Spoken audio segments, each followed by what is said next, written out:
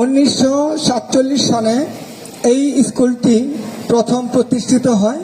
তার আগে এই এলাকায় কোনো স্কুল ছিল না। অনেক দূর দূরান্ত থেকে ছাত্রছাত্রী আসতো এবং পড়ালেখা করত। তখনকার স্যাররা ছিল, তারা হয়তো কেউই নেই। আমি এই স্কুলই ছাত্র, আমি আসতে পেরেছি, আপনাদের সামনে কথা বলার সুযোগ হয়েছে। আমি তো কথা বলতেও পারি না, শুধু সাইদ আল মামুন খান তার রিকোয়েস্টে রাত্রি 2:30টায় রওনা দিয়ে সকালে এসে ফজরের নামাজ পড়েছি বাড়িতে, তারপরে এই যে আপনাদের সামনে এসছি। তো এইখানে আজকে আপনারা জানেন যে স্কুলটি প্রতিষ্ঠিত হয়েছিল খান পরিবারের মাধ্যমে। খান পরিবারকে আপনারা সবাই চেনেন, তারা এই স্কুলটি প্রতিষ্ঠিত করেছে। সুতরাং তাদের জন্য যথেষ্ট শ্রদ্ধা এবং দোয়া কামনা করা হয়েছে। সুস্থ এবং সুন্দরভাবে 1 মিনিট নীরবতা পালন করা হয়েছে। তো আমি আবারও বলি, যারা এই খান পরিবারের এবং তাদের সঙ্গে অন্যান্য এলাকার যারা না ফেরার দেশে চলে গিয়েছেন, তাদের প্রতি শ্রদ্ধা, দোয়া। My deep condolence from my heart for the peace of their soul, and remaining all the people of Khan family, they will be available in this world more and more. তাদের সুস্বাস্থ্য কামনা করি, আর কিছুই না। কারণ স্বাস্থ্য ভালো না থাকলে তার জীবনে কোনো ভ্যালু নাই, লেখাপড়া নাই, কোনো মূল্য নাই। এই স্কুলটির নাম ওয়ারসি পাইকপাড়া এম ইয়াসিন অ্যান্ড ইউনুস খান উচ্চ বিদ্যালয়। আপনারা জানেন, অনেক কিছু বলে গিয়েছেন এখানে বিজ্ঞ বক্তারা।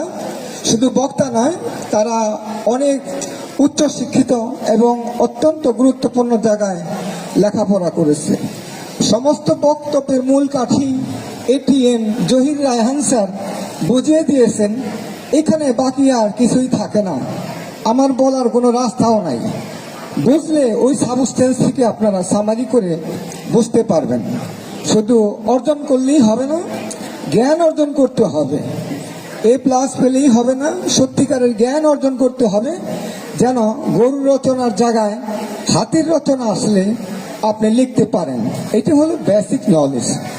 ওকে, তো ওয়ারসি হলো টাঙ্গাইল ডিস্ট্রিক্ট, মির্জাপুর, টাঙ্গাইল 7 ওয়ারসি ইউনিয়ন। পাইকপাড়া হলো ঢাকা 20 ধামরাইল চৌহাট ইউনিয়ন। এটা তাহলে দুইটা ডিস্ট্রিক্টকে একভাবে যারা এটা এস্টাবলিশ করেছে, I think they create the nexus both district, দুটো ডিস্ট্রিক্টের একটা বন্ধন সৃষ্টি করেছে।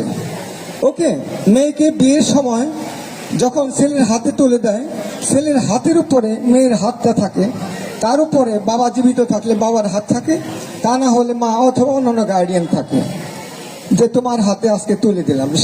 তেমনি ভাবে দুইটা, সেটা একটা বন্ধন। সেই বন্ধনের মতো দুটো ডিস্ট্রিক্ট আপনার একই নামে গঠিত হয়েছে, বন্ধন হয়েছে। অনেকে বলে টাঙ্গাইল ডিস্ট্রিক্ট, আসলে তা না, দুটাকে একসঙ্গে বন্ধনে আবদ্ধ করা হয়েছে।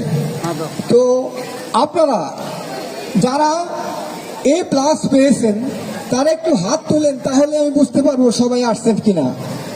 হাত তুলতে সমস্যা নাই তো, হাত তুলেন, এটা একটা ব্যায়ামের ব্যাপার আছে। ধন্যবাদ। আমি সংখ্যা বলতে চাই না, কারণ এটা যেহেতু মিডিয়াতে চলে যাচ্ছে।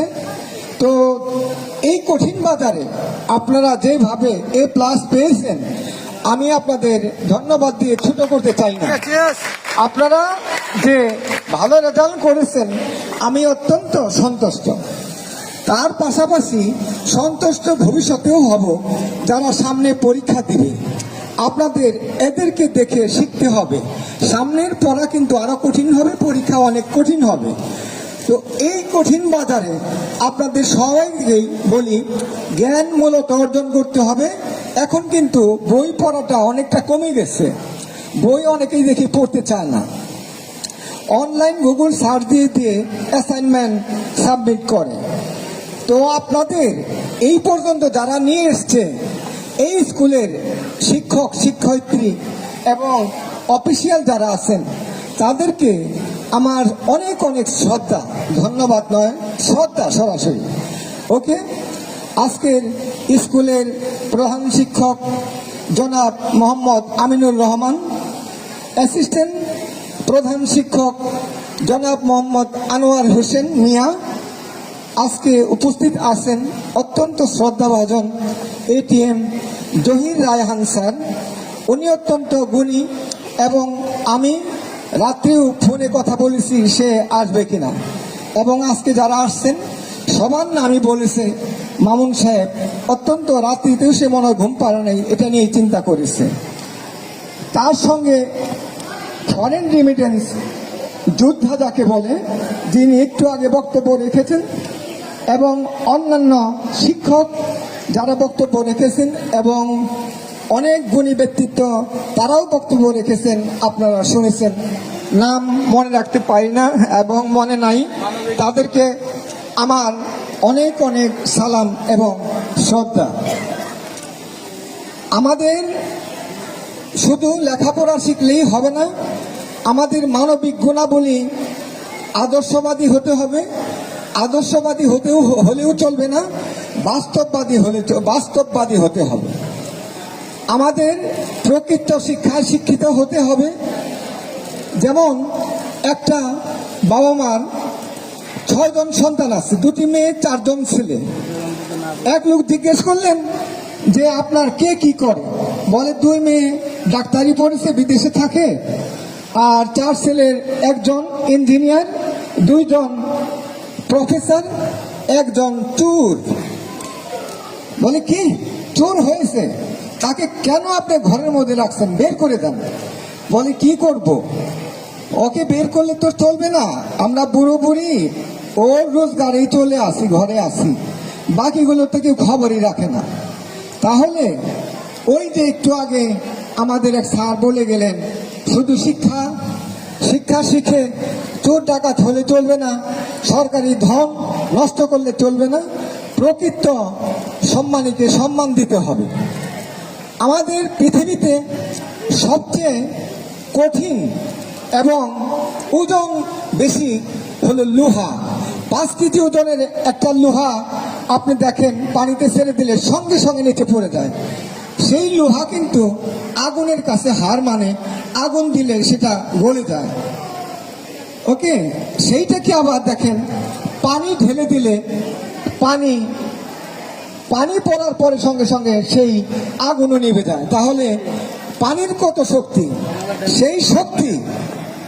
সেই পানি মানুষ কিন্তু পান করে, মানুষ পান করে ফেলে সেই মানুষ। তাহলে মানুষের কত শক্তি, তার চেয়েও শক্তি মৃত্যু অবধারিত, চিরন্তর সত্য, একদিন মৃত্যুর স্বাদ গ্রহণ করতে হবে।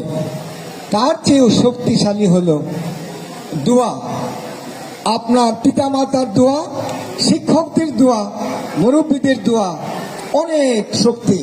এই দোয়ায় আপনি বেঁচে যেতে পারেন। 4 তলা থেকে পড়েছেন, আপনার নিচে পড়ে মারা গেলেন। সুতরাং আপনাদের সত্যিকারের মানুষের মতো মানুষ হতে হবে। প্রশ্ন হলো তাহলে মানুষ কখন হয়? মানবিক হতে হবে। আজকে বাংলা ট্যালেন্ট টিভির যেভাবে কয়েকটা স্কুল কলেজ এবং ঢাকাতেও সে কয়েকটা প্রোগ্রাম করে আসছে, এবং ঢাকাতে আরো 5-7টা প্রোগ্রাম বাকি পড়ে আছে। তো তারা যেই তাদের মানবিক দৃষ্টিকোণ থেকে এই যে অনুষ্ঠানটা সাজিয়েছে, এবং এই বাংলা ট্যালেন্ট টিভি তাদের একটা মানবিক বেটি স্কুল প্রতিষ্ঠিত করতে চলেছে, সেটা রাজাপুরে উত্তরপুর বাজার আছে, সেখানে আপনারা জানবেন।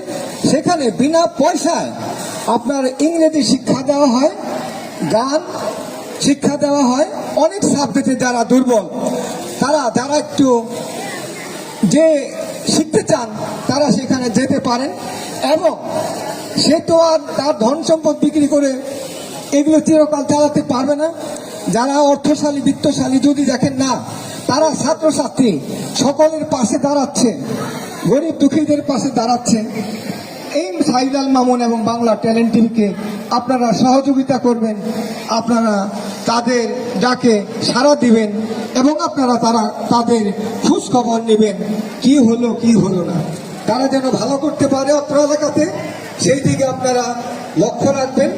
বড়দের প্রতি শ্রদ্ধা রাখবেন, বিশেষ করে বাবা মার কথা শুনবেন। এখন বাবা মা নিজেই যদি মোবাইল নিয়ে বসে থাকে তো সন্তান কি করবে? সন্তানেরা বাবা মা মোবাইল নিয়ে বসে থাকলেই তো হবে না। বাবা মা হয়তো আগের দিনে তারা তো লেখাপড়া করতে পারে নাই, কিন্তু তাদেরকে অশিক্ষিত বলতে পারবেন না। তারা শিক্ষার মর্যাদা বুঝে, সেই জন্যই আজকে আপনাদের স্কুলে পাঠিয়েছে, আপনারা পড়তে পড়তে A+ পেয়েছেন। শিক্ষকদের সম্মান করবেন, বড়দের সম্মান করবেন। এবং ATM Zahir Raihan sir, principal, Rajapur Begum Anowara girls college, সেখান থেকে প্রতিবারই ভালোভাবে রেজাল্ট করে। বাড়ির কাছেই যেহেতু কলেজ রয়েছে, আমি মনে করি আপনারা, আমি প্রেশার ক্রিয়েট করতেছি না, জাস্ট অ্যাডভাইস, তাদের ওইখানে আপনারা ভর্তি হতে পারেন।